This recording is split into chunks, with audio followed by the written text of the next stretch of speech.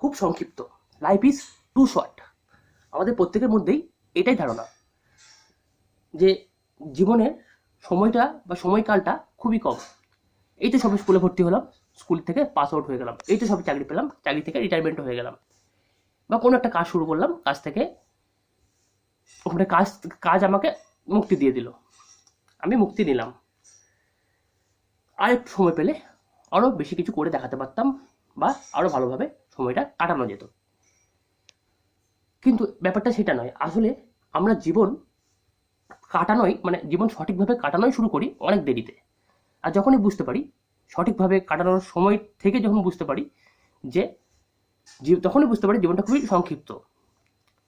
তার আগে আমরা মনে করি যে জীবন আমরা প্রায় অনেক দিনই বাঁচবো বা আজীবনই বাঁচবো। অনেকে মনে করে যে সারা জীবনই আমরা আমাদের রক্তের জোর, আমাদের টাকা পয়সা, আমাদের ক্ষমতা, প্রভাব প্রতিপত্তি সব কিছুই অনেক দিন ধরে বা এমনকি কেউ মনে করে যে লং টাইম বা মানে মানে জীবন মানে কোনো দিন শেষই হবে না, আমি সবসময় ইয়াং থাকবো, আমি উৎফুল্ল থাকবো, আমার জলিনেসটা আমার থাকবে, সব সময় থাকবে যেন, আমি অমর, এরকম অনেকে মনে করে। কিন্তু যখনই জীবন সায়ান্নে যখন পড়ন্তকালে আমরা আসি, শরীরের দিক থেকে বলো বা মানসিক দিক থেকে বলো বিধ্বস্ত হই, তখনই আমাদের মনে হয় লাইফ খুবই শর্ট। আর একটু ভালোভাবে বাঁচলে বা আর একটু ভালোভাবে যদি বাঁচতে পারতাম বা আর একটু সৎভাবে যদি চলতে পারতাম তাহলে খুবই ভালো হতো।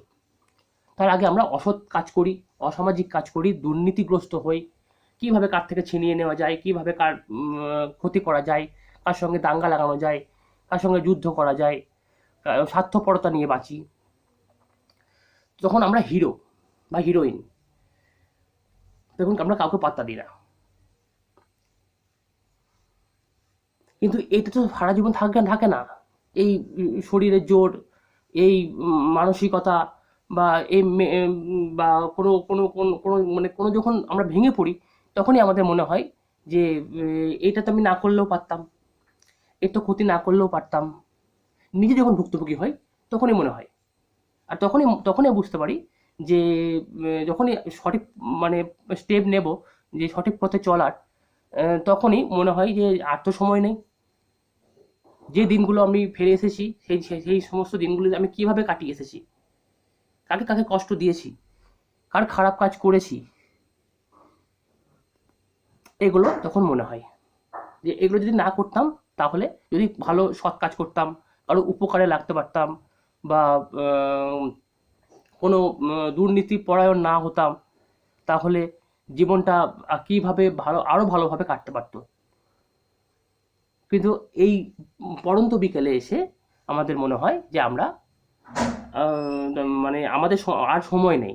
যখন ভালো কাজ করতে যাব, এই যা আমার তো আর শরীর নেবে না, আমি তো মানসিক দিক থেকে বিধ্বস্ত, কি করে আমি কাজ করব।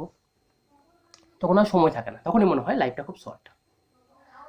এর জন্য সামাজিক পরিস্থিতি বলো বা স্কুল কলেজের এডুকেশন বলো, এরা তো নৈতিক শিক্ষা দেয় না। এরা সবসময় পুঁথিগত ভিত্তিক শিক্ষা দিয়ে চলে যায়। পড়ার বই হয়তো লেখা থাকে যে এইভাবে চলো, এইভাবে কাজ করতে হবে, বা এইভাবে আমাদেরকে জীবনের পথে এগোতে হবে, সত্যতার সহিত এগোতে হবে, বা স্বার্থপর হলে চলবে না, দুর্নীতি পরায়ণ হলে চলবে না, শান্তির সাথে আমাদের বাস করতে হবে, বইয়ে লেখা থাকে, স্যাররা বোঝায়। কিন্তু সেইভাবে হয়তো আমরা পরীক্ষায় পাশ করার জন্য পড়ি, ঠিক আছে, বা ভালো নাম্বার পাওয়ার জন্য পড়ি, ওইটুকু ক্লাসের মধ্যে সীমাবদ্ধ। কিন্তু ওই বিষয়টাকে নীতিগতভাবে শিক্ষা স্যাররা সেভাবে বোঝায়ও না, বা সেইভাবে আমাদের মাথায় ইনপুটও করে না, বা আমরাও সেভাবে নিই না। যাই হোক না কেন, এটার জন্য কিন্তু পুরো টোটাল ইনফ্রাস্ট্রাকচার, সোসাইটির ইনফ্রাস্ট্রাকচারটাই দায়ী। তো মোদ্দা কথা হলো, জীবন কিন্তু সংক্ষিপ্ত নয়, আমরা সঠিকভাবে চলাটাই দেরি করে শুরু করি। এটাই হচ্ছে মেন ব্যাপার। আমরা যদি একটু আগে বুঝতে পারতাম, বা আমাদের ফ্যামিলি, এই জন্য ফ্যামিলিও কিছুটা দায়ী, ফ্যামিলি যদি আমাদেরকে সেই শিক্ষা শিক্ষিত করতো। স্কুল তো পরের কথা, স্কুলও অবশ্যই সেকেন্ড হোম আমাদের, কিন্তু ফ্যামিলি তো ফার্স্ট হোম।